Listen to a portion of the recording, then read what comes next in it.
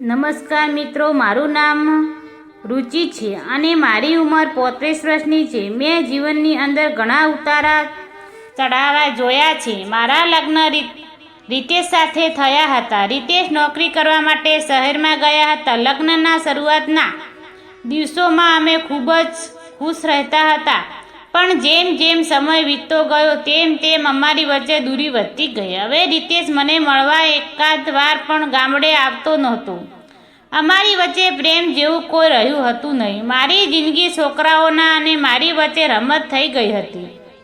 એક દિવસ મારે ઘેર સગડી ખરાબ થઈ ગઈ. એની જૂની સગડી હતી જે મારો સહારો હતો.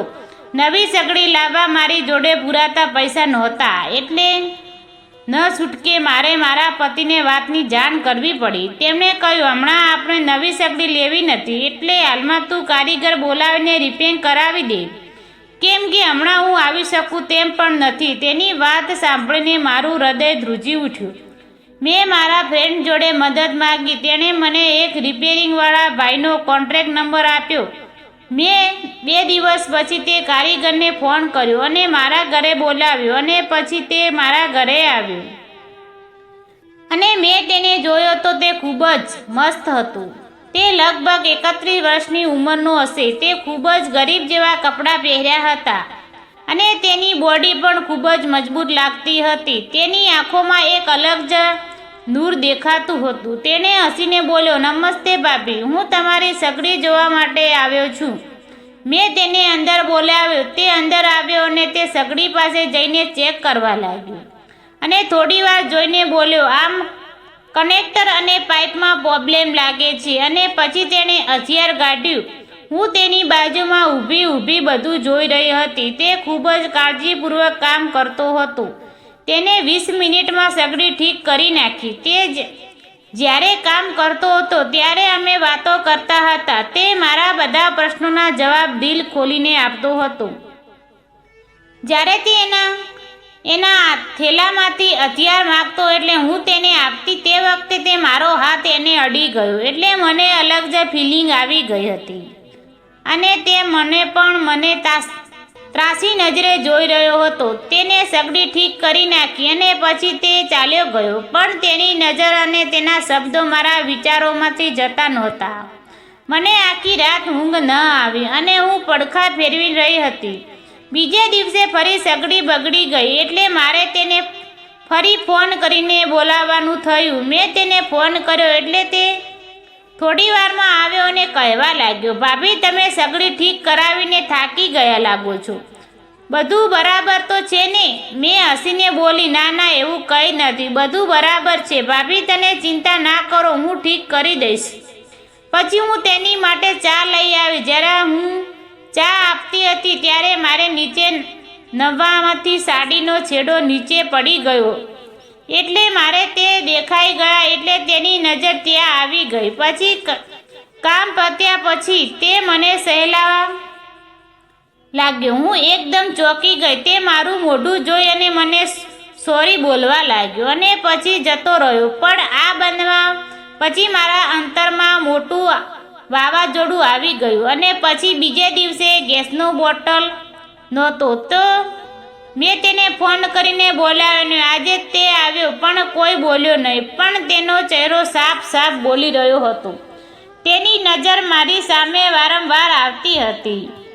પછી તેને મને પાછળથી ગળે લગાડી લીધી અને હું બોલી, તું આ શું કરી રહ્યો છે? તે બોલ્યો, હું તમને થોડા આનંદ આપવા માંગુ છું.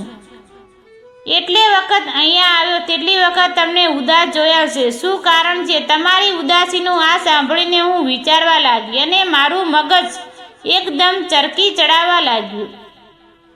શું મારી એકલતાઓનો દૂર કરવા માટે આવો ખોટો રસ્તો ઉપર જઈ શકું? હવે આખી રાત વિચારવા કર્યા પછી મેં મારા પાછળ જીવન એટલે કે લગ્નની ભૂલી હું નવી રુચિ બની ગઈ હતી. હવે હું જ્યારે પણ સગડીવાળા અહીં આવે એની વાટ જોઈ રહી હતી અને હું મારા વીતી ગયેલા સમયને યાદ કરી હું મારા આજ બગાડવા માગતી નહોતી. એટલે પછી બીજે દિવસે જ્યારે સગડીવાળો ઘરે આવે છે એટલે અમે એકબીજા એકદમ પાસે આવી ગયા અને એકબીજાની લાગણીઓને એકબીજાને પરવાઈ ગયા અને અમે એક નવી દુનિયામાં ચાલ્યા ગયા. અને મને મેલીને મોજ કરી. આજે રુચિએ ફરી યાદ કરી કહ્યું, તમે મારી જિંદગીમાં એક નવી સહારા બનાવી આવ્યો છે. મારી જિંદગી નવી બની ગઈ હતી અને અમે ફરી નવી જિંદગી જીવતા શીખડાવ્યું હતું. ગામમાં બીજા સેવડે રહેવાવાળી રુચિ હવે રાજનું પ્રેમ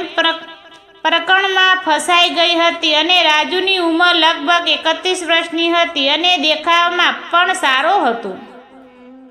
અને હવે મારા પતિ શહેરમાંથી ક્યારે પાછા આવે અને ક્યારે મને તૃપ્ત કરે, હવે એ વસ્તુ અશક્ય હતી નહીં. એટલે મેં સગડી રિપેરિંગ કરવા મારી નવી જિંદગી બનાવી આવ્યો અને મને સ્વરૂપ દર્શન કરાવ્યા અને જિંદગીમાં હરિયાળી લાવી દીધી. તેને પોતાની ખુશી માટે નક્કી કર્યું કે હવે આ સંબંધ સારો છે કે ખોટો તેની પરવા કર્યા વગર આગળ વધશે.